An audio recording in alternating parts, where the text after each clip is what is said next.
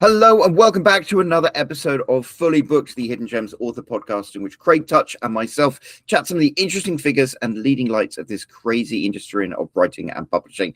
And today we are delighted to welcome a very special guest with some wonderful glasses and wonderful earrings that made my afternoon. Ally Berthiaume, who is known as the Memoir Coach. Ally, thank you so much for joining us today. How are you doing? I am good. Thank you so much for having me and for the compliments. I will take them always. Oh, well, I like your clock as well behind you with the little butterflies on. There we go. I could just keep on going with compliments if you want. But before I do, we wouldn't be here without the man himself, Craig Touch, the owner and founder of Hidden Gems and an author himself. How are you doing today, Craig? I'm doing well. Thank you, Roland, and thanks for joining us, Ally. Yeah, like Roland said, you're a memoir coach, and you work with, from what I understand, from women. You work with women, help them write their memoirs, often about difficult chapters in their lives. I don't know whether or not that's the only time people write memoirs. I'm sure some people must write about their happy life, but other than that, we have talked about memoirs in the past. I think we did an episode on it, I don't know, a while back, but it's time. It's always a good time to sort of revisit something when you haven't talked about it in a while. And it's often, we'll get different insight when we talk to other people about the same topic. So why don't you start us off by telling us a bit about sort of what you do and how you became a memoir coach and all that stuff. And we'll just go from there. Sure. So I guess my story with how I got into memoir dates back to being 10. It was the first time that I wrote a piece of nonfiction that was based on my life. I didn't know that there was a genre that was called memoir at the time. It was not a good piece of writing by any means. Terrible misspellings, very boring. But I really kind of fell in love with writing about something based on truth around that time frame. And that was after being very influenced by characters like Anna Green Gables and Laura Ingalls Wilder, who wrote stories about the people that they, grew up with. And when I had to make a choice, getting my undergraduate degree in creative writing on which genre, while fiction had been my first love, I felt like I had more things to say at that point in my life that were nonfiction based. So I chose that path, and I just kept going down that path, even into my Master's of Fine Arts program, when we had to still pick a genre. We couldn't, have one foot in either lane.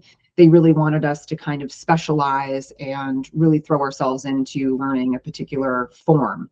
And memoir was the thing that I had selected.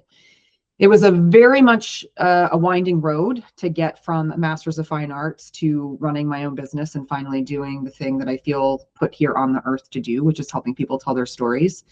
But a number of years ago, I was doing content writing actually for clients. And naturally they said, well, will you write my book for me? And then I fell into ghostwriting. And then I was working on my own memoir because I was like, I'm going to put my money where my mouth is and, work on my own book. I had already dabbled in it for my master's. I had to write a thesis. But I wanted to, basically show what I could do and kind of walk through the process that I was hoping to help other people walk through, more than just being able to say I have this degree. I wanted the life experience. And as I was working on my memoir, I got introduced to somebody who was looking for a coach who wanted to work on their memoir.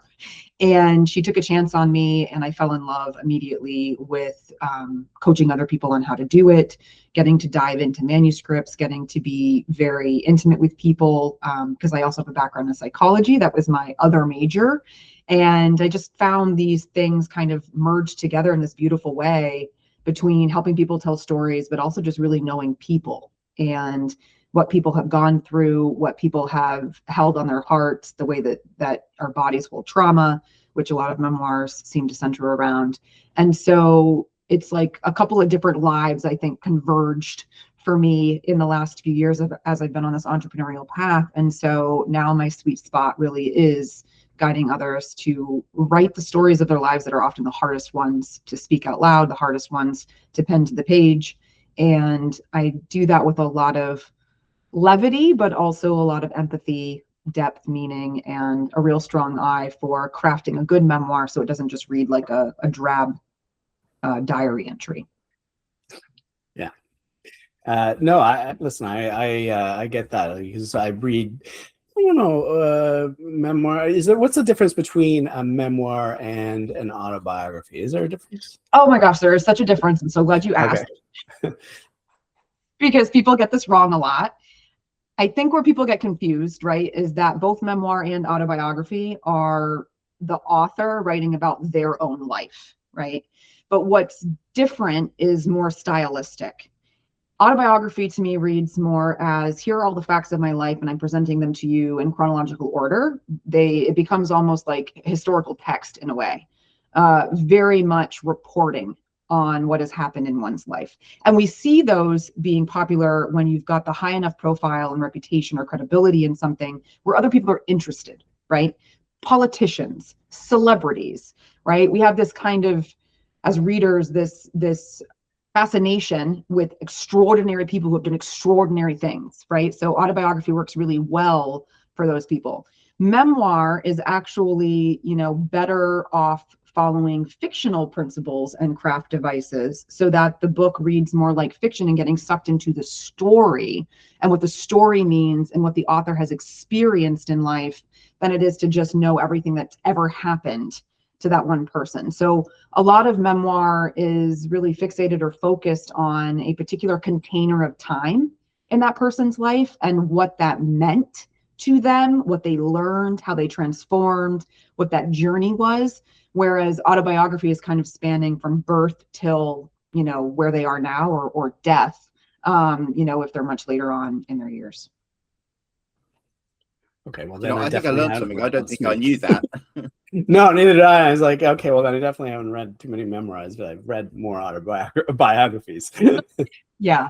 It's the difference to me, really, the biggest difference is meaning versus reporting. Like, if that was how I was to really just kind of succinctly distinguish between the two, when you were writing a memoir, you were making meaning from the experiences that you're talking about.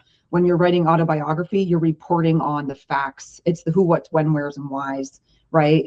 A lot of summarization, a lot of telling. Memoir allows you to step in and actually feel as the reader what the author has experienced. So, an autobiography might be like Barack Obama's autobiography versus, Elizabeth Gilbert's more recent, like Atlas of the Heart, or All the Way Down the River. Sorry, I've just mixed up titles.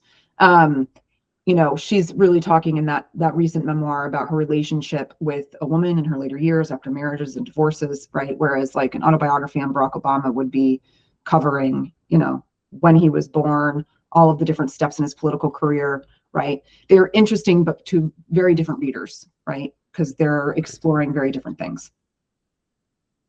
Well, there you go. We learned something new today, Roland. My job is done. But yeah, exactly. And so I guess that's the reason why memoirs are often about traumatic events, not sort of like, here's this great thing that happened to me. Yeah, unfortunately, memoir does tend to have this kind of, reoccurring pattern, which is that they're not about the light stories. They're often about adversity, challenge, overcoming something. I wouldn't say that they always have to have trauma in them, but a lot of memoirs do, because a lot of life experience for people has included trauma. I think that you can still talk about the happy moments of life, but it looks differently. It's more through the lens of silver linings, the hidden blessings, the wisdom that's been earned, the strength or resilience, or how your soul, personhood, whatever word you want to use, has been transformed as a result of the hardship. That doesn't mean that every memoir ends with like a tidy little and they lived all happily ever after kind of bow, right?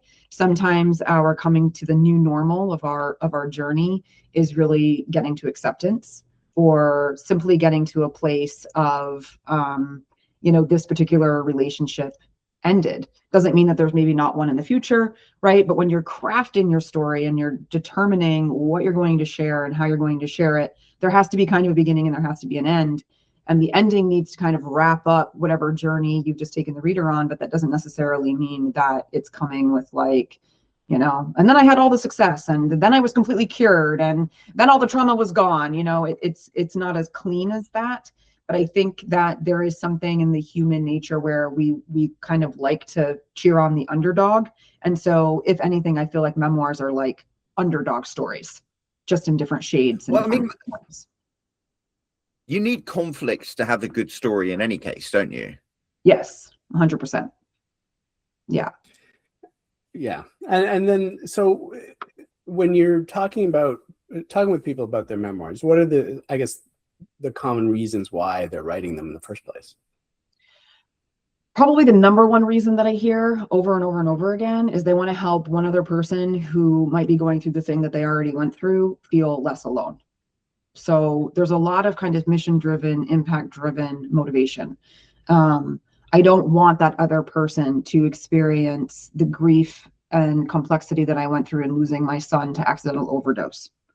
I don't want one other person to think that they're not also facing the possibility of having to flee their spouse in the dark without anybody knowing where they're going, because that's the safest way out. I don't want anybody else to feel like they have to experience confronting childhood sexual abuse on their own as if nobody else has experienced that.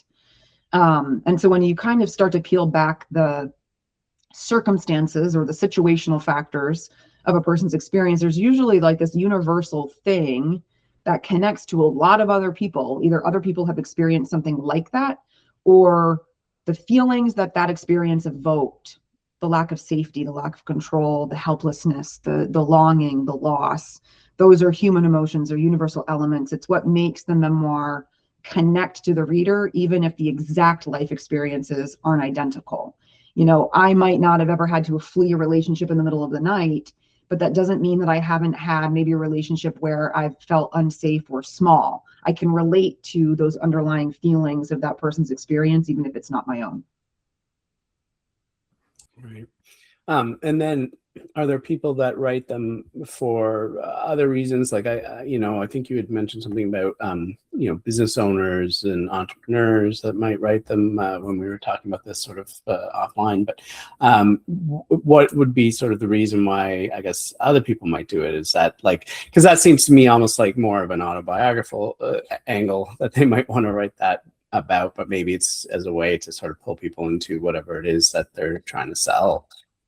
So from a business and entrepreneurial standpoint, right? So I often hear a lot like, you know, the ROI on my book is going to be greater or stronger if I write about the thing that I'm selling as a service, right? Or that I'm working as a framework, or, you know, that I'm going to speak about on a stage. That might be true to some extent in terms of like putting together a more simple funnel and a more kind of direct connection between the content of a prescriptive nonfiction book or leadership book and then like a person's business, right? Until of course you get into what exactly is the ROI on a book, and how does one leverage their book, and how does one set up an ecosystem, and then it ends up far more complicated, right? Than just like, I have a book that connects to my business and therefore I will make all the money. But let's say that it's easier, and I'm putting that in air quotes. The way that I look at memoir as an alternative option is that, to me, oftentimes in your experience, there's something there that is a clue or an ignition to why you became an entrepreneur or business owner to begin with. It's shaped or influenced the way that you approach people, or the way that you've come up with your framework, or a model for how you work, right? So I don't think that there's actually this like lack of connection between our life experience and where we end up in the entrepreneurial path, like what's called to us, what's influenced us, what motivates us. But beyond that, I still very much think, especially right now in our kind of like trust recession culture, people want to know, like, and trust the people that they are buying from, regardless of what they're buying, right? Memoir is like, it's your most vulnerable, this is me in full 360 that you can get, because it's your flaws and your strengths, it's your experiences, it's your interests, it's your preference, it's your backstory, right? And what better way to know, like, and trust someone than to truly figure out who they are, what they've experienced, and what they're here for. I like to think of memoir as like the business owner's love letter to their ideal client, that there is a way to actually woo your ideal person through your life story, right? And we know that storytelling works. Storytelling sells. It's why people want you to have a signature story in your key talk. It's why you want your about page to say something more about you than just your resume on your website, right? There's all these like principles of story that are already showing up in the entrepreneurial and business owner space that we're saying work. So why wouldn't a book about your life be just as much of a valuable asset as any other? Seems like, I guess it would only really work for certain products.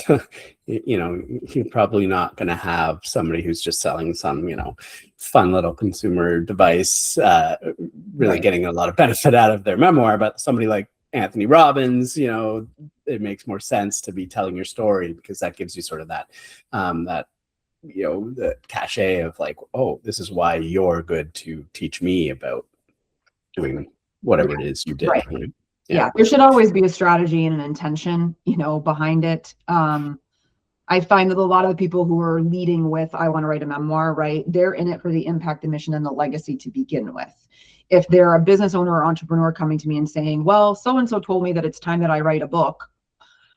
My coach, my mentor, my friend, my spouse, like somebody has put the thing in their ear, but they're like, right.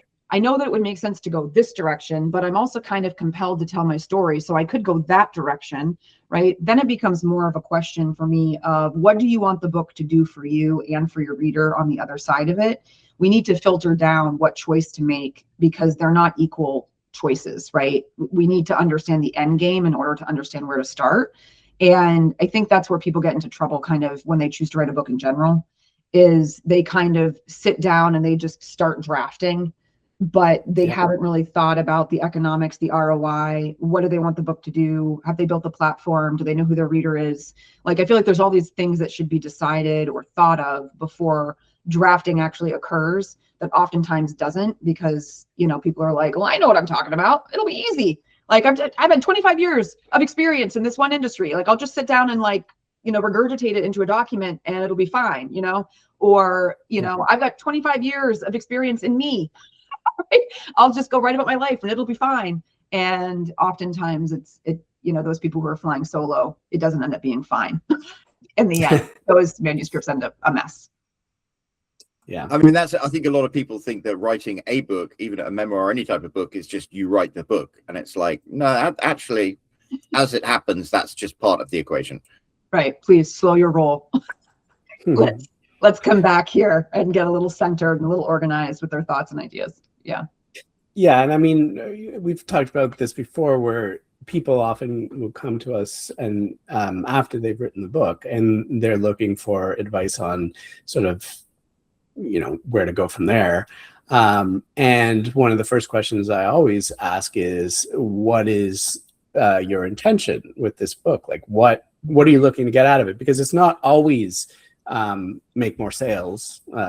Sometimes people just want their story to be told. They want people to read it and get something out of it. And they don't necessarily care whether it's profitable, especially if they are somebody who's already successful in life. It's not about the money. It's about, telling their story. Even if it's not a memoir, it could be their fantasy novel and they just want people to read it, right? But it's sort of the same kind of question. It's just asked a little later of, what's your goal here? Right. And, a lot of people that write to make a living don't even sort of think that there are other goals, but there often are for why people write books. And I think with memoirs, it sounds like that's one of the key questions before you start writing, is really start thinking about that. Yeah, totally. I mean, I think if people can get through a draft on their own, even if it's messy and there's a lot of rewriting involved, there's still something good in that, right? They didn't sit and wait. They didn't keep telling themselves, I'll get to it someday.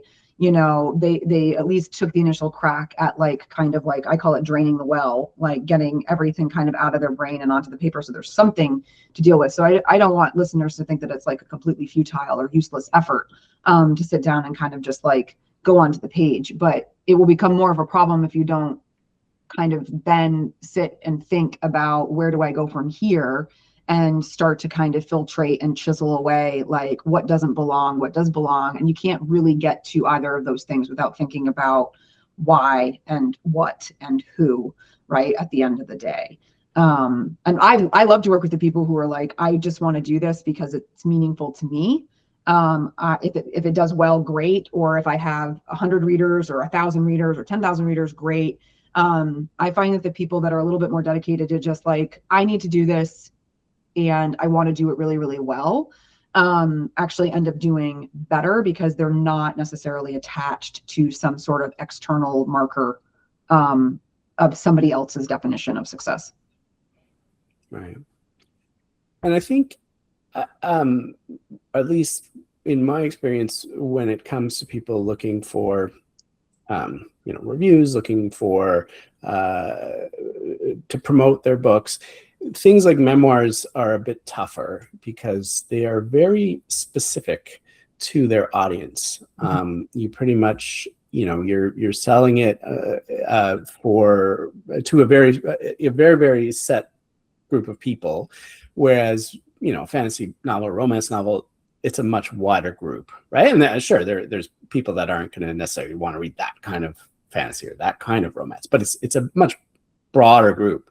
If I have a group of people that read memoirs, even then, what that memoir is about, who wrote it, is only going to appeal to a certain subset of that group, right? So do you ever, I don't know if that's even part of being a memoir coach, but are you helping them sort of after they've written the book in terms of finding that audience, and what sort of advice do you give them for doing that? So the way that I work is to kind of think through some things strategically in the front end so that we can then keep those things in mind as we're developing the manuscript and as they're getting closer to that manuscript being done.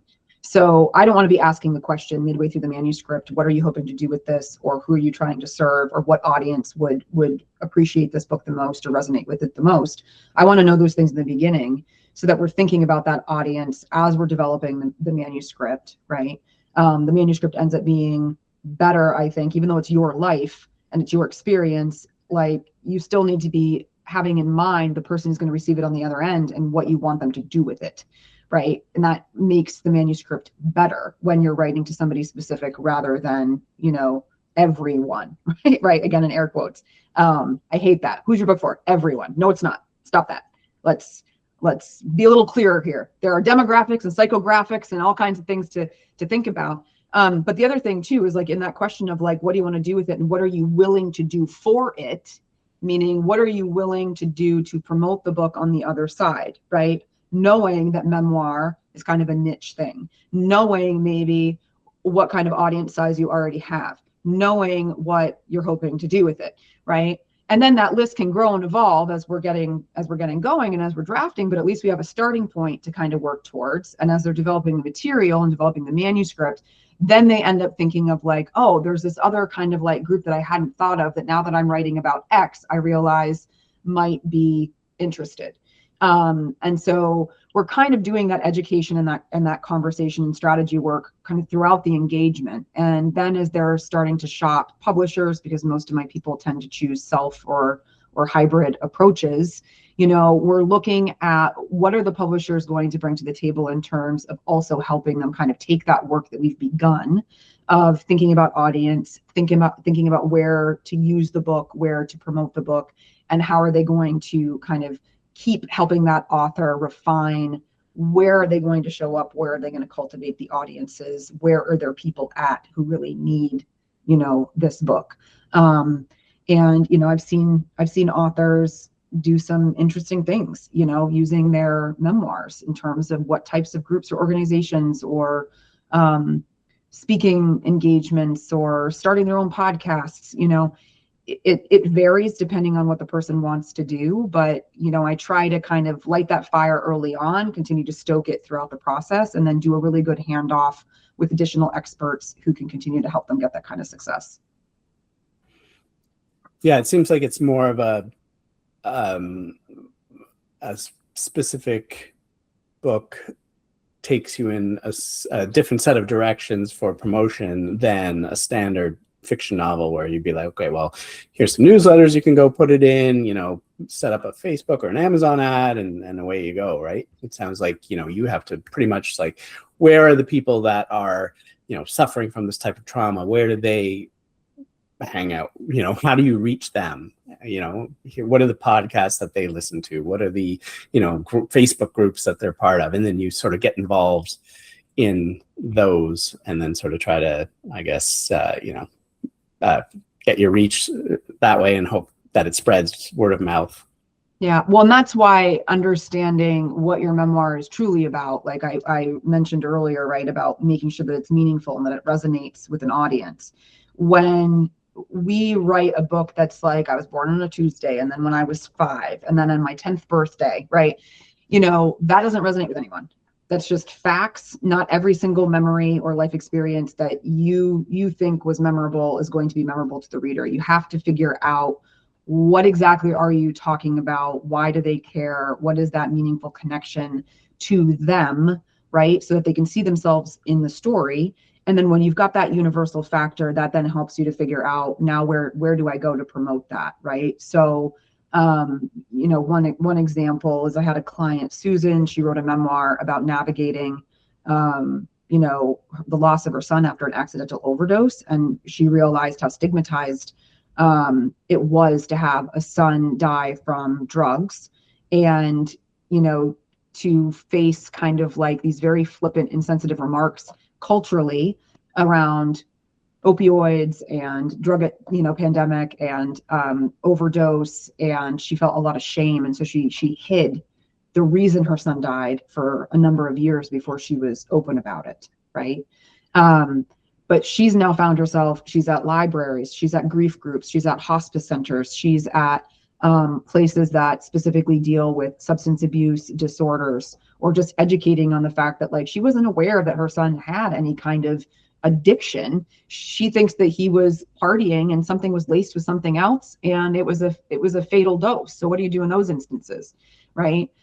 She's been on podcasts that have to do with any number of those things, but also because of her profile as a decorated and achieved dog trainer, she's also in dog spaces, because her memoir has this whole other sub-theme of how her pets were this beautiful part of her healing process. And so she's got this other whole audience over here that doesn't have to do with this side of what she writes about, has to do with this side over here.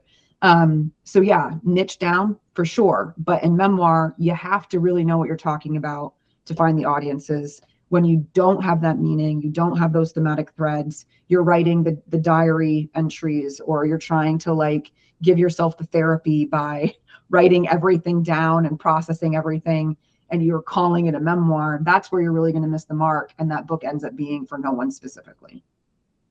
Right. I guess at that point, I mean, you can still get it all out in your first draft, but your subsequent drafts need to sort of focus things a little bit more. Yeah. I mean, I say like verbal vomit all over the first draft. The first draft is meant to be messy and gross, and you're not ready to make meaning yet. I feel like the first draft is for you and for you alone. And then you refine it in further, like in future drafts. And the further down you go, like in the draft cycle where you're really getting closer and closer, that's when it has to really sing and stand on its own for a reader. Early drafts, fine, have at it, scratch that itch, do whatever it is you need to do, say whatever it is you need to say, paint any person that you need to paint in whatever light you would like. They're not reading that version, so let it fly. But just make sure that by the time you get to the end, you've got something really powerful that's going to actually land with somebody else, or it will have all been for nothing. Right. So what kind of things should a memoir writer sort of know going into this? I mean, I assume that there's it's especially about, traumatic events, which they're often about. It's going to be bringing up a lot of feelings, and for some, I guess that's how you work through them. But I wonder if for others, that's going to almost open up the wound again. Mm-hmm. That is one of the biggest fears. I think part of what needs to happen for people is they need to be a healthy distance away, or in a healthy relationship and context to whatever it is that they're going to write about, right? And everybody's a little bit different. Somebody could be a year out from the experience that they want to write about and be perfectly ready to start turning that into art. Others might need another 4 or 5 years, right, to continue to process and to feel, safe enough or secure enough to actually be able to craft it into something that's going to be ready for somebody else to receive. So there's no magic number. You kind of have to know that for yourself. Like, am I ready to go there and turn this kind of pain into something that's artful and something where I can look at myself objectively, because I have to turn myself into a character where the villain of my story also has to have redeemable qualities, because we all do, right? Do I have skills, tools, and coping mechanisms that if I am triggered by something that I'm writing and it's bringing up old feelings, do I know how to cope with that? Do I know how to bring myself back to the now, to ground myself in the present moment? I do a little bit of that work with people, but I'm not a certified therapist or counselor, even though I have that background in psychology and mental health. And that's definitely not the piece that I want to be kind of like 100% bringing to the table. So some of what I do with people before we get going is kind of like, do you know what you're getting into? Right? Like, are you aware that some of these things are going to be triggering? Are you aware that in order for me to help you, you might have to share some things with me that otherwise you might have only ever said to a therapist or to a spouse, right? And then what's our toolbox? Like, what skills do you already have that we can utilize if and when you feel triggered or it brings up a bunch of uncomfortable material? Because it will. We are not going to get through this process without that happening. And we're not going to get through this process without you going, man, I really thought that I had figured that out, and now I'm looking at this in a whole new way that I had never thought about before. Those things are always going to happen. You can't avoid them. So part of it is just like, let's call out right now what we already know that we can do that works for you, so that we're ready when the time comes. And when the time comes, if those things don't seem to work for whatever reason, then we figure out some new skills or some new ways that we can keep moving forward with you still taking the time and space that you need to kind of handle those emotions. I think that's a very good point. I find sometimes one of the toughest causes of a writer's block is the fact that you will have to face those emotions to write about what it is that you want to write about. And that can be very intimidating, and that can be a block. And you can, just as you can avoid having difficult conversations or doing the things that you've been putting off, like those emotional blocks can be very serious. Yes. And I think a lot of the time that's what prevents people from kind of getting through a draft or working on a memoir on their own, because they don't know what to do when they hit up against those blocks. And as soon as they feel uncomfortable, they avoid, right? And then the thing doesn't get done. And then they're like, well, I'll just write all the other parts. Or that's where they might try to go a little more superficially in the writing with the moment that really counts and really matters to be bringing the reader into the moment. But they're holding their hand out and kind of keeping the reader at a distance, not because they want the reader to be at a distance, but because they want to be at a distance from putting things into details and onto the page. And so this is why I think, for memoirs especially, having some sort of guide or coach, or at least the right one, can be the difference between getting it done and never getting it done. And is there, I guess, things that people have to consider when it comes to other people in their memoir, especially when you're talking about traumatic events, which often will involve other people? Are they, and since they're trying to be truthful and talk about things about their own lives, it's hard. It might be hard to sort of obscure some of those details without sort of ruining the whole story. So how do you navigate that? Like, what sort of things do you have to think about? What is allowed and not allowed and all that? Yeah. So one of the common kind of like flippant jokes I hear is, I'm going to write it when they're dead. Yeah, that I'm would just work. going to wait until they die. Wait them out. And I'm always like, okay, well, we don't know when that's going to happen. Right. And there's no guarantee that they're going to die before you. So if you really want to get this story out there, like we got to work around like how we can tell your story in an honest and authentic way without, any kind of like defamation issues, right, that you might be concerned about. So some of what that could look like is changing names, being very careful in the selection of details that you share about that person so that other people can more easily identify them. Now, it's going to be difficult, right? There's going to be people closest to you who are going to have an intimate understanding of your story to know who that person is, right? But it's, more looking at like, could anybody pick up this book, and identify that it's so-and-so that lives on such and such street, right? And can you back up what you've just said? But then also, is that person even following you, reading it? What's like the risk analysis here truly on I think that's your story, right? Because we have to weigh that. Like, are you going to be 100% risk-free? Maybe not. But like, is it 100% likely that they're going to sue you for writing about them, anonymously without any identifying detail?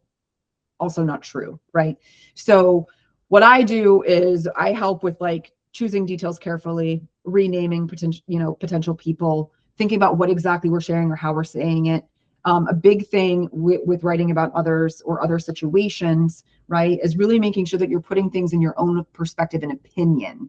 It felt to me like, rather than they're a hardened criminal, full fact, right? So some of defamation is about how you present the material, right? Memoir is from your perspective, your opinion of what occurred, right? Which means it's one-sided. We don't have the other people's, opinions. But if there's anything that can be provable, it's in a public record, a newspaper article, a court document, right? If there are things that are publicly available, then you got a little extra kind of support on your favor there, because you can point to X, Y, and Z and say, this is what the public record shows. So I'm not saying anything that the public record doesn't already address. But ultimately, at the end of the day, if and when an author is very concerned about that issue of like being sued, right, then I would say you need to consult with an attorney who can walk you through kind of a risk analysis, help you understand defamation, what the limitations are. And some will actually look at excerpts of the manuscript and tell you if you're crossing the line, and how to fix things so that you're better protected. If it's not a matter of like the legality of it and you're worried about people coming at you hard and fast because they just don't like what you said, that's where you have to figure out, are you comfortable enough to put yourself out there and share your story authentically, even if it risks potentially pissing some people off? In some ways, isn't it a privilege to write something that enough people or people significant enough read that it pisses them off? Yes. You got people's attention enough that people actually want to offer an opinion. Yeah, I'm there for that. Yeah, I mean, I guess I was kind of thinking more of like the cases around, let's say domestic abuse, where the person's still around, right? And they read that and it makes them angry again. And then they, it's not necessarily about defamation. Like, there's maybe court restraining orders or whatever out there. So it's not like, that's a fair enough point. With those who have come forward and there's like still a very real active safety concern, most are opting for writing books with their own name changed and basically considering them fiction and deciding to almost like over dramatize and exaggerate, so that it's based on truth, but it's really sliding more from a marketing promotional standpoint into the fiction space and allows them a little bit more of a screen of protection. Or they're choosing like, this is not worth kind of going down that path. If I'm finally in a safe place and they're like more or less leaving me alone, like, this might not be the way that I want to tell my story, right? And they might be choosing different ways of doing that, whether that's privately within support groups or, working with an organization specifically, where they know that there's like the utmost confidence and things like that. So I think you have to know your own situation. You have to know what your capacity is.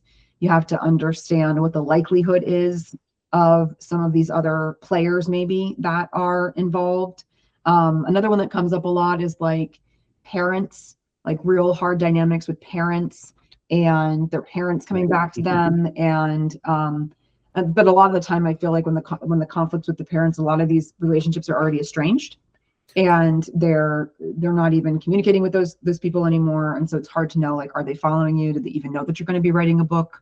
And there's also different things that can be done in a narrative to curb back the amount of details, curb back the amount of page time that a character gets, do a composite character. So let's say you have 3 or 4 abusive partners, right? And you're trying to tell a story about what it means to reclaim your life and survive. Well, do we need to tell the story of all 4 of them? Or can we do a composite character where like they pull in the characteristics and patterns of 3 of them, but we give them one name, you know, and we still figure out how to craft a story in an authentic way. And this is the other piece where memoir and autobiography differ, to come full circle, which is that memoir is a genre of creative nonfiction.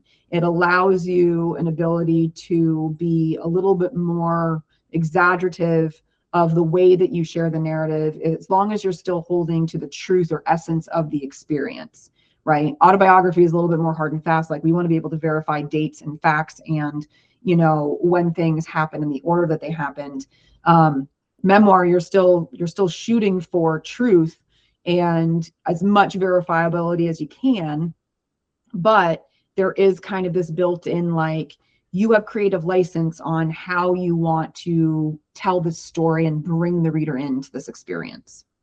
You know, we just had a podcast with somebody who wrote fictionalized crime based on real cases, and it was an interesting thing where it said, even when you watch, you know, those true crime things that everyone watches, or you listen to the true crime podcasts, often to make it a satisfying listening experience, they will have to storyalize it, as in put it into a story circle, and even something that is quote unquote true ends up having fictionalized components, like maybe the emphasis on one character is put more, maybe two real life characters are melded together into one because it wouldn't be satisfying otherwise. So a lot of what we call true crime is fictionalized anyway. So doing a memoir, having a bit of fictionalization doesn't seem so much of a stretch. Ernest Hemingway went on about it's more about writing about the authenticity of the experience than the true facts of the thing. Yes. And that's also where people really need a coach, right? Because they come in with the idea that memoir is autobiography, right? Or they're the same or very similar. And so they get really caught up in, it didn't quite happen that way. I don't remember what the car color was. I can't remember the time on the alarm clock. And they're very concerned about getting these specific details right. And it's like, if the story you're trying to tell is about the feeling of belonging and safety, the time on the alarm clock isn't the detail we care about, right? The color of the car isn't necessarily the thing that we care about, right? If you flat out lie, right, and completely make up something that, you know, is not true whatsoever about the experience of safety and belonging, right? Let's say, you know, you were held at gunpoint against your will for, you know, 48 hours, right? And that never happened. Well, then we have, like, we're heading into a territory of like unreliable narrator and like, okay, how far away from the genre did we just go? And are we going to end up seeing some like million pieces kind of problems down the road, right? That one got a lot of press, you know, at the time, because it came out that most of that memoir was not true, right? But it was advertised as being like this author's experience, and that ticks people off. So, you know, there are still like parameters, but what you're really going for is as authentic as you can be to the experience. And this is also why a lot of memoirs include like little disclaimers and notes in the beginning to the reader, like, this is as true as I can to the recollection of my memory, or you know, the character of John is actually a composite of multiple characters in my life, but for the ease of the reader and storytelling, I have chosen to blah, blah, blah. And, you know, there's some play in how much you want to share about your process and your thinking and what you've done to your narrative with the reader. I think that ends up becoming, how are you going to feel as the author that you're most in integrity with your story and with your reader, in terms of how much you want to kind of disclaim at the beginning. But it's also actually a really great way of kind of like calling everything out before you even get going, if you are worried about a defamation issue or a particular type of person, or you know, something else. And I just got back from France, where we hang out with my sister, who I hadn't seen for many years. And one of the things I noticed, that she would reminisce about some experience we had growing up, and I'd be like, that never happened, or I remember it completely differently. And it was such an interesting thing how our memories are so unreliable. 100%. You know, I have a client who published a memoir last fall. She survived a terrorist attack in New York City in the 70s. And she then ended up being like the key witness in a federal investigation and trial that took down the terrorist organization that actually set the bomb off. When her book came out, her family was just, what?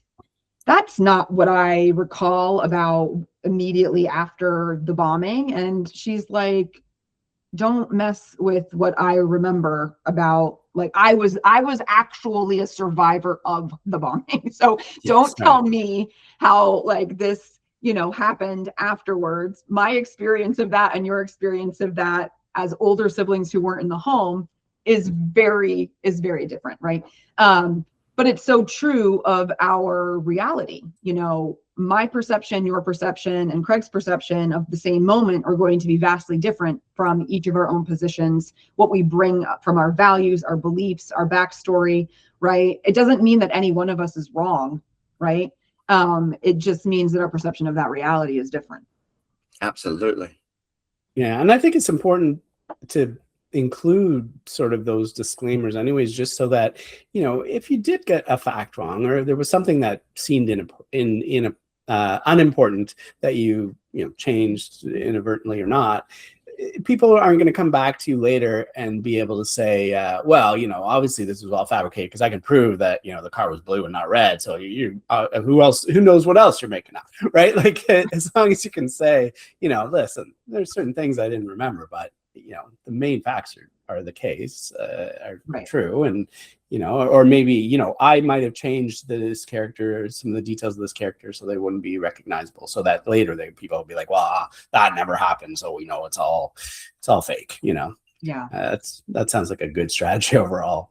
Yeah, it is. I mean, there's also other ways that you can fill in the memory gaps, right? Like if you've taken photos, if you were a scrapbooker, if you know, your parents took lots of video when you were growing up, you know that you've been in the digital space for a number of years, so you probably have some sort of profile or imprint, right, where you could Google yourself. There's lots of ways to go back and kind of search for some details that you think might be relevant. You're trying to kind of verify because that makes you feel better, right, to get to the accuracy. People in your life that were around during a particular event, go and interview them, ask them what they remember. Sometimes it's actually really great for the narration to be able to say, like, what I remembered of that experience was vastly different from my brother, you know, who shared with me 10 years later that what he remembered was X, Y, and Z, right? So now you're calling out in the middle of your storytelling, I am not the only person who experienced this. What I perceived was different than what this other person perceived. But you have to be able to say that you talked to them or they relayed to you at some point. You can't just say, so-and-so, you know, said this, or take on their perception as if it's also yours. You have to call out that it was someone else's, like when you're using that within your story, because memoir is always going to be first person. Absolutely. Now, unfortunately, it looks like we're approaching the top of the hour, so we're going to have to wrap this discussion up, which is a pity because I think we could go on for another hour easily. But Ally, this has been so fascinating. I was going to say, where can people find out more about you, more about your coaching services, more about books you've written? Yeah, so the best place is to come over to the website. So the rightplacerighttime.com. And the first right is WRITE, but then the second one is RIGHT. A little play on words there. The rightplacerighttime.com. That is wonderful. Well, we will pop a link to that down in the description of this video. So whether you're listening on Spotify or watching on YouTube, scroll down there, click on that link and go and check out Ally's website.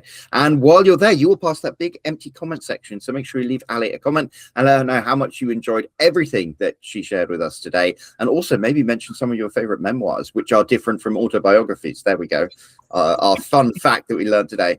And while you're down there, of course, there is also that subscribe button. If you haven't already, smash that like button, as the kids say, and there is that bell icon that you can click to get notified every time there is a new episode of Fully Booked, which of course there will be next week. So until then, cheerio. And Ally, thank you so much for joining us. We really, really appreciated it. Thanks so much for having me.